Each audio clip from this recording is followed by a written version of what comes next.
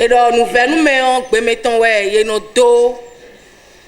mina do mettons anon nous mettons de Miho keke kabi moto mino wuli bona bono sa sendobo enoyon pon mondo po agbaza ise na migbeto leyo midona blodo bona wuli bona dide eje hagbon e ali enejio midona yi eyon bloto te ungbeju legon nou e kunkla agbaza gbeto ton blodo bo enayon pon be na no tebo kambie yo eyon wato khede lewe enamo eyon wato enele do benento mi tomele ye wa win ye de do gbeta do pome bon, et Association des cosméticiens professionnels du Bénin, ACPB. Eni home hundafo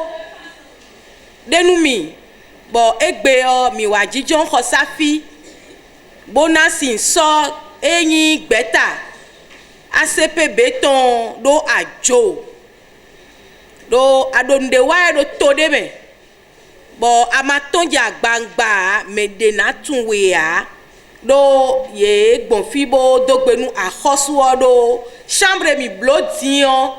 akhosuo do zogbeji azole koton bo de keme ton le egbesi azan ni azan pataki de azan khome hunton de nu mi do son 4 mi bonfibo do beton nu mi bo le bio mi do edi enyon bo mi do bi blowe mi do zize do ajowe beta na yin beta o Mwanyinyi aloda lome ewe gbeta no yin gbeta de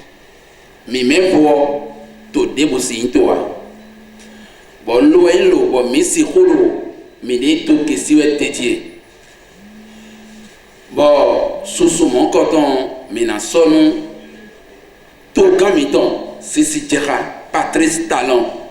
et même bodo Alonso yuao et mi na zedaka au cas d'important de mi khope me na ho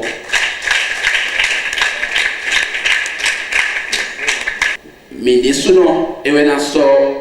azomi ton daka me di nomba dagbe me di ton me di sume voa de mi chite bo me nomblo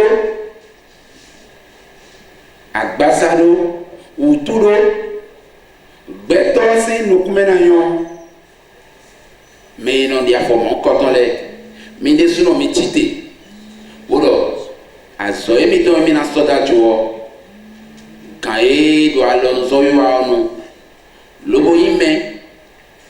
lobo to no ti Alonso yo ina do no koyido binese tuma jio ye bido mi godo bo mi lo bido mi godo san keze do nou iwale si vivon nou Nandino Séraphine Ibitoye ou Egbevileze bon ekwe azado gbeta ACPB ton nou